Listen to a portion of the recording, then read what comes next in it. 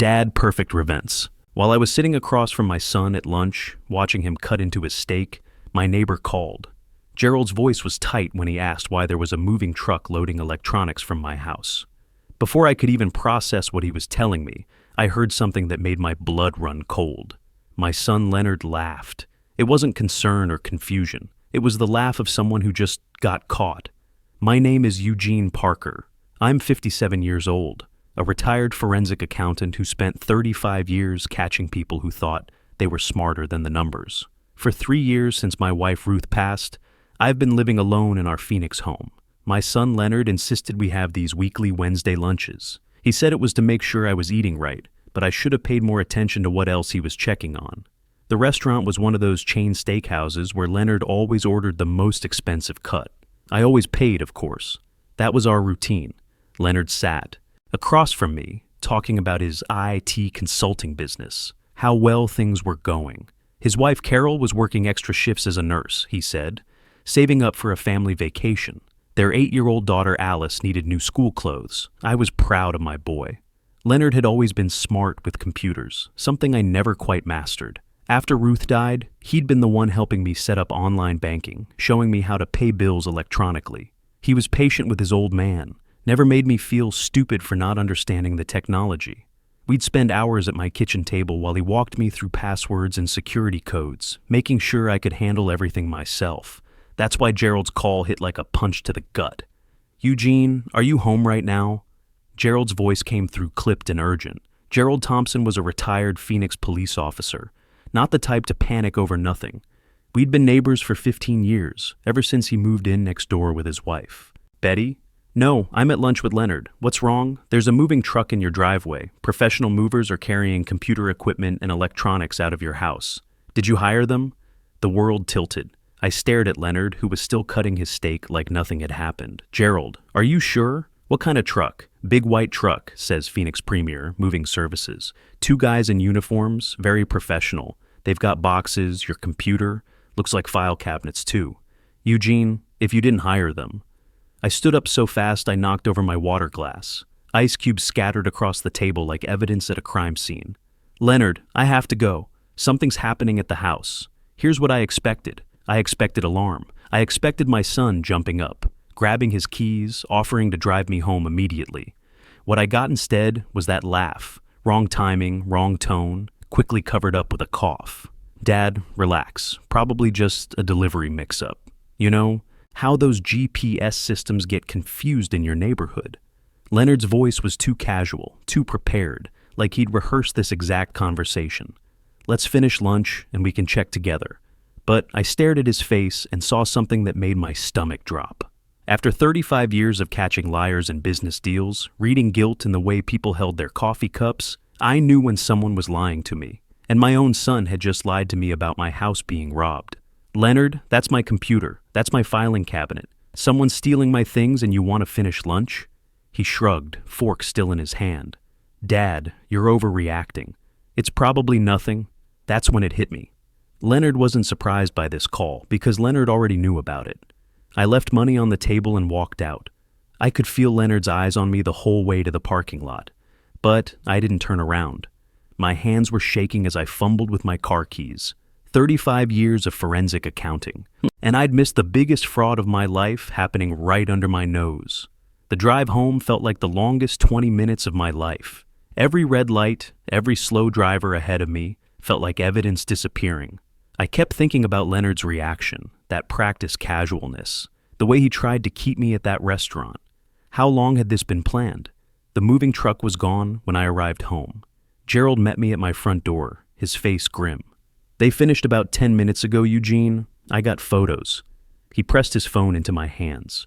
Professional operation, very quick, very organized. I scrolled through his pictures. 2 men in matching uniforms, loading boxes into a truck marked Phoenix Premier Moving Services. My computer monitor, my printer, boxes that looked like they came from my home office. Professional movers, not random thieves. "Gerald, did you see what was in the boxes?" Couldn't tell for sure, but they were heavy. Looked like documents, files. They knew exactly what they were after. The police arrived 20 minutes later. 2 officers, both young enough to be my kids, took notes with patient sympathy. Officer Martinez asked about enemies, recent disputes, anyone who might want to hurt me. Officer Johnson checked my security system. That's when the first crack appeared in what I thought I knew. Sir, according to your security company, the system was disabled yesterday at 3:15 p.m. using the master code. Front door was opened this morning at 10:30 a.m., also with the master code. This shows as authorized entry. Authorized. I stared at Johnson's tablet, reading the report myself. Someone with my security code had turned off my alarm system and unlocked my front door. Someone I trusted enough to give my codes to. I'd only given those codes to one person, Leonard, last year, when he offered to check on the house during my medical appointment. Mr. Parker, we'll file a report, but without signs of forced entry, this looks like it might be a civil matter. Maybe someone you know had access and removed items they believed they had permission to take. The officers left with their sympathetic smiles and suggestions to change my codes, but I already knew changing the codes wouldn't solve my problem. The damage was already done. After they left, Gerald stood with me in my driveway. Eugene, that wasn't random. Those guys knew exactly what they were after. They went straight to your office, in and out in 90 minutes. I nodded, still processing. Gerald, I need to check something inside. We walked through my house together. Everything in the living room, kitchen, bedrooms, untouched. But my home office felt different. The desk drawers were slightly off. Papers weren't quite where I'd left them. My filing cabinet was still there, but something was wrong. I opened my filing cabinet with Gerald watching. The property documents folder was too light. Way too light. I pulled it out and opened it on my desk. Gerald, half my papers, are missing. The original deed to the house, gone. Title insurance papers, gone. The home equity line Ruth and I had taken out 15 years ago and paid off completely, gone. Tax records, property surveys, insurance documents, all missing. But here's the thing that made my blood freeze. In their place was a single document I'd never seen before. A quitclaim deed dated 4 months ago, transferring ownership of my $850,000 house to something called Parker Family Holdings, LLC. My signature was at the bottom, notarized and witnessed. Except I'd never signed it. I'd never heard of Parker Family Holdings, LLC. And I'd certainly never agreed to give away the home Ruth and I had lived in for 30 years. "What is this?" Gerald asked, reading over my shoulder. I stared at that paper. Someone had forged my signature and stolen my house. Someone with my security code, someone who knew my filing system, someone comfortable enough in my home to take their time searching through everything. Leonard's face flashed through my mind, followed by that nervous laugh at the restaurant. Gerald, I think my son just robbed me. That night, I couldn't sleep. I sat at my kitchen table with my laptop, doing what I'd done for 35 years, following the money. Ruth used to tease me about bringing work home, but she understood. Numbers don't lie. People do, but numbers always tell the truth. First thing I did was check the county recorder's office online. Arizona makes property records public, and sure enough, there it was. My house had been transferred to Parker Family Holdings, LLC 4 months ago. According to the county, I didn't own my own home anymore. The LLC was registered in Delaware. Delaware loves corporate privacy laws, makes it easy to hide who really owns what. But I'd worked Delaware shell company cases before. There are ways to dig deeper if you know where to look. Next, I pulled my credit reports from all 3 bureaus. Here's what made my stomach drop like a stone. 4 months ago, someone had taken out a home equity line of credit against my property for $340,000. Western States Credit Union. The loan was current, payments being made on time, but not by me. Let me tell you something about home equity loans. You need income verification, property appraisal, tons of paperwork. This wasn't some quick scam. This took planning, documentation, time. I'd never applied for this loan, never signed any papers, never received any money. But someone had set up online access using my social security number and an email address I didn't recognize. lparker2024@gmail.com. The account showed $340,000 dispersed in one lump sum 4 months ago. The money was immediately transferred to another bank account I'd never seen. Minimum payments were being made from that same external account, just enough to keep the loan current and avoid any red flags. This was textbook fraud behavior. Keep everything looking normal on the surface while bleeding the asset dry. Underneath, I'd seen it 100 times in my career, usually involving corporate accounts worth millions. I never thought I'd see it involving my own house. I spent the next 3 hours going through every piece of mail I'd received in the past 6 months. Ruth used to tease me about keeping everything, called me a pack rat. But that habit was about to save my life. Found it buried in a stack from 5 months ago. A thank you letter from Arizona Notary Services dated April 12th. They thanked me for using their mobile notary service and hoped I was satisfied with Janet Morrison, the notary who had visited my home that morning. I'd never scheduled a notary appointment. I'd never met anyone named Janet Morrison. But I knew exactly where I'd been on April 12th. That was the day of my annual cardiology appointment, my stress test, and follow-up. Leonard had driven me to that appointment. Actually, he'd insisted on driving me, said he was worried about me handling the stress test, alone. The appointment had taken 3 hours. Leonard knew I'd be out of the house from 8 a.m. to 11 a.m. that morning. He'd known my exact schedule because he'd driven me there himself. The pieces started falling into place, each one more painful than the last. But I needed more than suspicion. I needed proof. The next morning, I called Albert Rodriguez. We'd worked together 8 years ago on a massive pension fund fraud case. I was the forensic accountant who traced the money. He was the FBI's financial crime specialist who built the criminal case. Together, we'd sent 3 executives to federal prison for stealing $50 million in retirement funds. Albert had retired 2 years ago and opened his own private investigation firm. If anyone could help me prove what I suspected, it was him. Eugene Parker, he said when he answered. I heard about Ruth. I'm sorry for your loss. Thanks, Albert. Listen, I need your help. I think my son just defrauded me out of my house. 45 minutes. Later, I was sitting in his downtown Phoenix office, telling him everything. The moving truck, Leonard's reaction, the forged quitclaim deed, the fraudulent home equity loan. Albert took notes like he was building a federal case, which maybe he was. When I finished, he was quiet for a long moment. Then he looked up from his legal pad. Eugene, this has all the hallmarks of elder financial abuse by a family member. The fact that they used your security code, knew your schedule, had access to your filing system. This was carefully planned by someone in your inner circle. I know, I just need you to help me prove it. Albert nodded slowly. Here's what we're going to do. First, we subpoena the records from that notary service. Janet Morrison will have to testify about who actually appeared at your house that day. Second, we pierce the corporate veil on that Delaware LLC. I have contacts who specialize in exactly this kind of work. Third, we trace where that $340,000 went after it left, the credit union. He paused, meeting my eyes. And fourth, we do all of this without your son knowing. You need to keep acting normal until we have enough evidence to move. Can you do that? I thought about Leonard's laugh at the restaurant, that practiced casualness when Gerald called about the moving truck. Albert, I've been acting normal around criminals my whole career. I can do it a little longer. Good. Because if Leonard really did this, he's not going to stop with stealing your house. People like this always escalate. We need to catch him before he takes everything you have. The next few weeks were the hardest of my life. I had to keep acting normal, sitting across from Leonard every Wednesday, listening to him talk about his business and Alice's school activities. I smiled when he showed me photos of their weekend trips to Sedona. I nodded sympathetically when he mentioned cash flow problems with his IT consulting company. But here's what was eating me alive. Every conversation, every shared meal, every hug goodbye.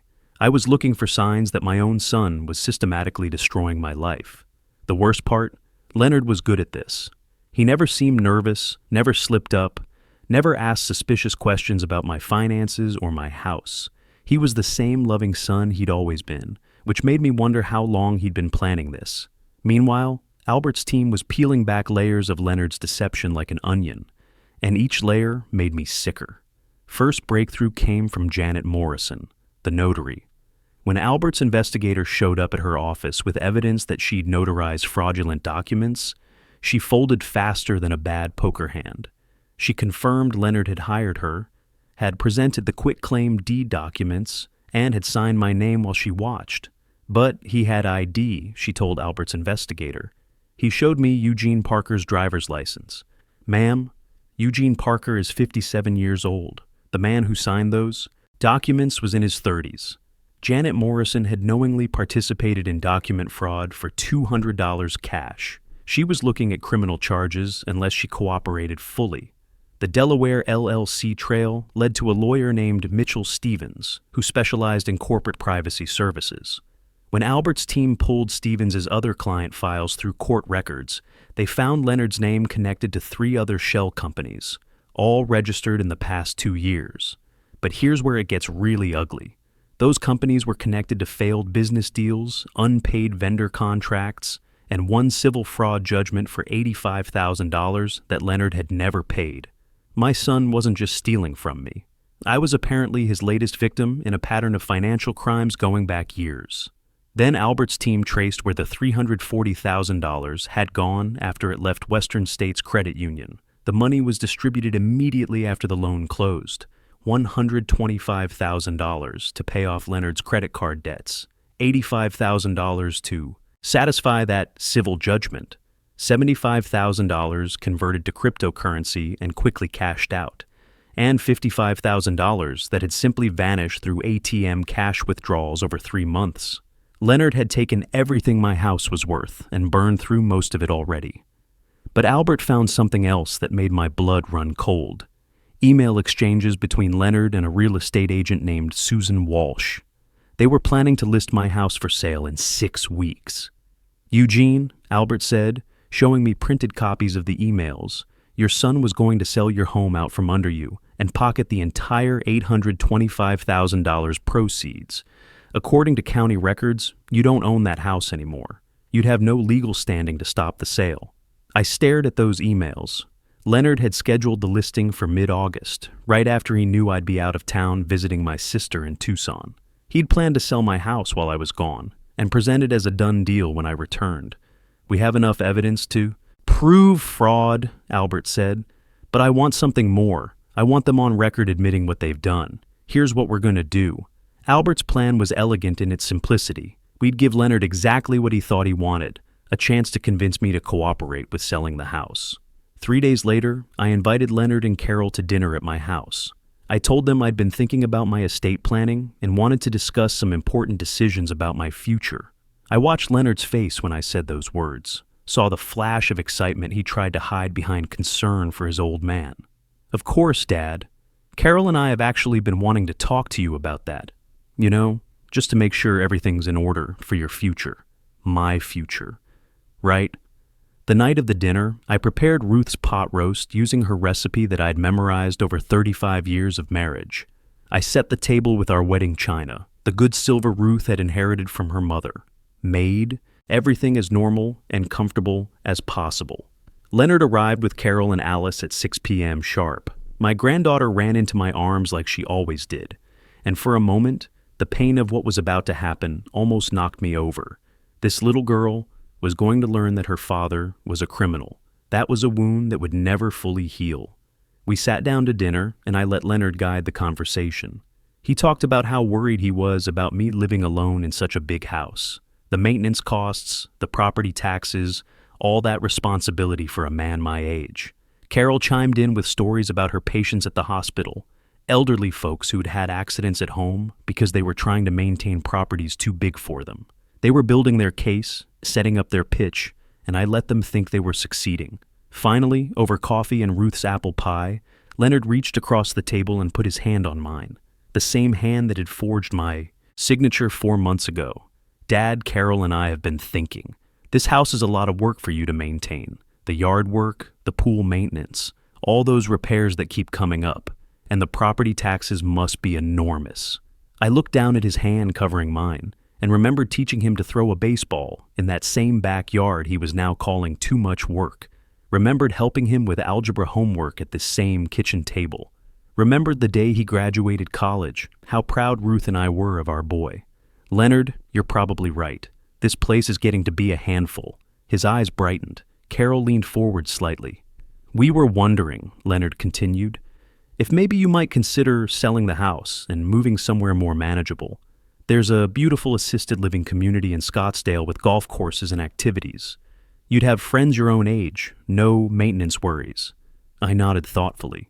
Actually, I've been thinking about that myself lately. In fact, I've been doing quite a bit of thinking about all my assets and my future plans. That's when I saw it. The look that passed between Leonard and Carol. Pure greed, barely disguised as family concern. That's wonderful, Dad. We only want what's best for you. I know exactly what you want, I said quietly. Then I placed a manila folder on the table between us. Leonard's face went white as paper. Carol's coffee cup started shaking in her hands. That folder contains copies of the fraudulent quitclaim deed you filed with the county, I said, keeping my voice steady like I was presenting evidence in a courtroom. Bank records showing the $340,000 home equity line you took out using my forged signature. The paper trail showing exactly where that money went, paying off your credit card debts, covering that civil judgment from your failed business deals, funding your cryptocurrency gambling. Leonard started to speak, but I held up my hand. There's more. Janet Morrison's sworn testimony about witnessing you sign my name while pretending to be me. The emails between you and Susan Walsh about listing my house for sale next month. The registration documents for Parker Family Holdings, LLC, and the other shell companies you've been using to hide your assets. Carol was crying now. Leonard looked like he was calculating his options, his eyes darting toward the front door. Please don't try to run, I said calmly. There's an FBI agent parked across the street. This is a federal case now. Wire fraud, bank fraud, elder abuse. Albert Rodriguez sends his regards. Here's the thing about confronting someone who's been lying to you for months. Part of you hopes they'll break down and confess, show some remorse, give you something to work with. The other part of you knows better. Leonard chose defiance. Dad, this is insane. You're 57 years old. You're getting confused. Carol, tell him. Tell him how worried we've been about his memory lately. But Carol wasn't. Playing along, she was staring at the documents spread across the table, reading the bank statements, seeing the evidence laid out in black and white. Leonard, she whispered, what did you do? I saved our family, Leonard snapped. My business failed. We were going to lose everything. The house, Alice's school, our whole life. I was going to pay it all back once I got back on my feet. I looked at my son, this man I'd raised for 34 years, and felt something break inside me that would never heal. You weren't saving your family, Leonard. You were stealing from it. There's a difference. The next hour was controlled chaos. Albert's team arrived with federal agents. Leonard and Carol were read their rights and taken into custody. Alice was crying and confused, and I held her while strangers took her parents away. That image will haunt me until the day I die. An 8-year-old girl watching her father get arrested for stealing from her grandfather. Let me tell you what happened in the months that followed, because this story doesn't end with the arrest. The federal investigation revealed the full scope of Leonard's crimes. He'd been running variations of this scheme for almost 3 years. The civil fraud judgment I mentioned, that was from defrauding his wife's elderly aunt in Tucson out of $45,000 using forged power of attorney documents. Leonard had already stolen from one family member. I was just his biggest target. The prosecutors offered Leonard a deal if he'd testify about other victims and help them recover stolen assets.